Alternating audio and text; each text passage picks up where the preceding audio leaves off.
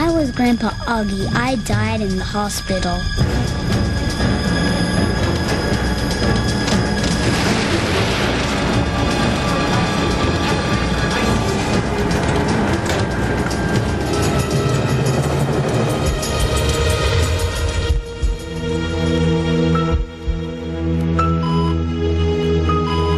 When I went to heaven, God gave me a card.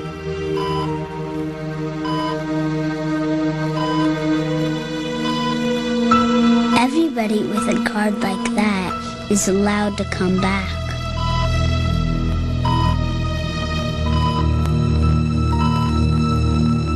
I want it to come back.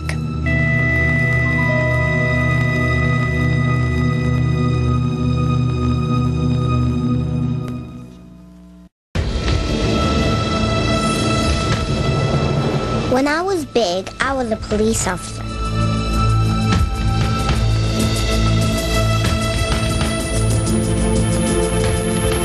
I walked into a store one night. There were bad guys, too.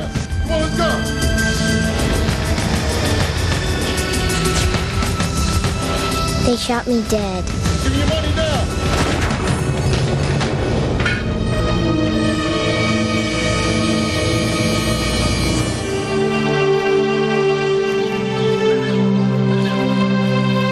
Pensacola, the home of Maria Hagedorn. She is the mother of 2 children, 2-year-old Mia and 5-year-old Ian. Ian is a very sick boy. What kind of dress do you like to wear? Maria Hagedorn's son suffers from a very rare heart disease. If he exerts himself too much, he struggles for air and faints. Trips to the family cardiologist are frequent. Continued observation a must. Little Ian had 6 major heart operations before he turned 4. He was a big, healthy 8.5-pound baby, and they took him off. They said to take a bath, give him a bath. And they never came back. Over an hour went by, so I sent my husband off to find the baby. And he came back quite a bit later with 2 doctors, and they were all crying, very visibly shaken, which I knew that the news was not good. The doctors told Maria that Ian would not live through his first day. Only an emergency operation would save his life. 6 hours after his birth, Ian underwent major heart surgery. Ian had underdevelopment of the pulmonary valve, which is the artery right here we see in this drawing, and that caused the right side of his heart not to develop as well. And what that leads to is a lack of oxygen in his blood. So it's a condition where he is essentially suffocating because not enough oxygen is delivered to the brain and to the rest of the body.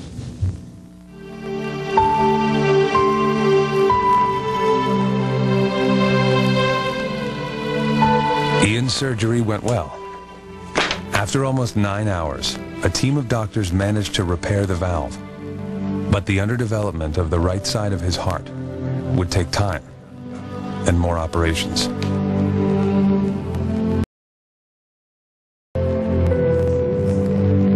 Ian's life is still at risk today.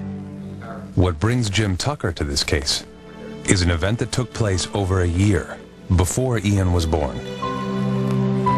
My dad was a police officer, and he walked into Radio Shack, and he could tell something was going on. 2 guys up at the front desk pulled a machine gun out of their overcoat and pointed it at the manager. And my dad pulled his revolver and said, "Drop your weapons, I'm a police officer." And somebody was shooting him quite immediately after he said that.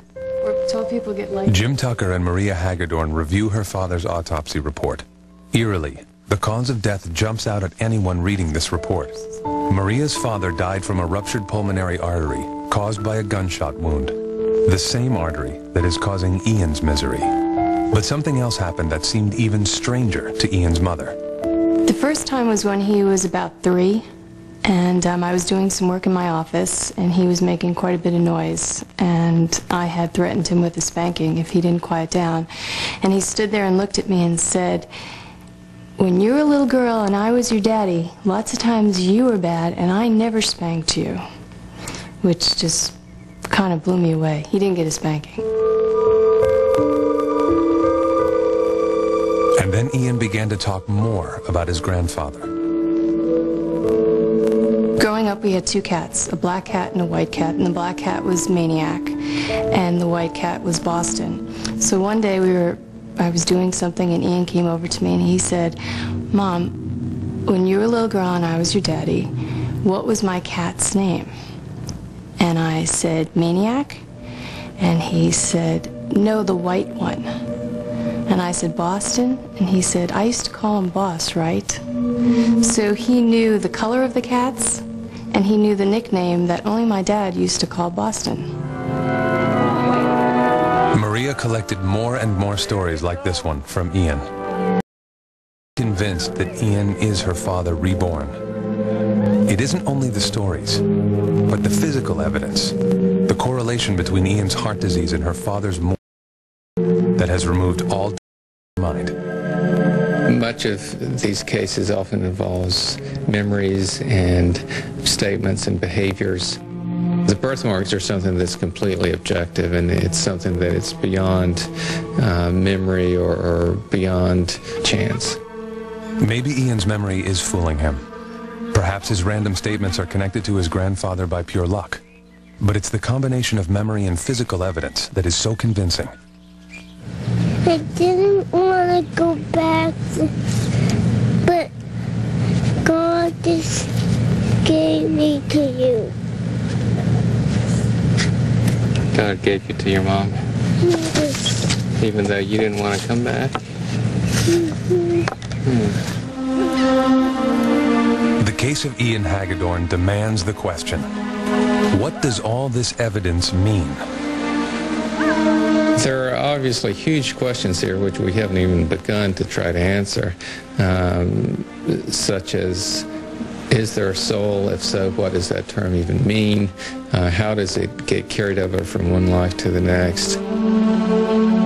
When you look at all these cases, you can certainly focus on the weaknesses if you choose to. But I think there's also enough here so that if you choose, you can step back and say that there may just be something remarkable going on.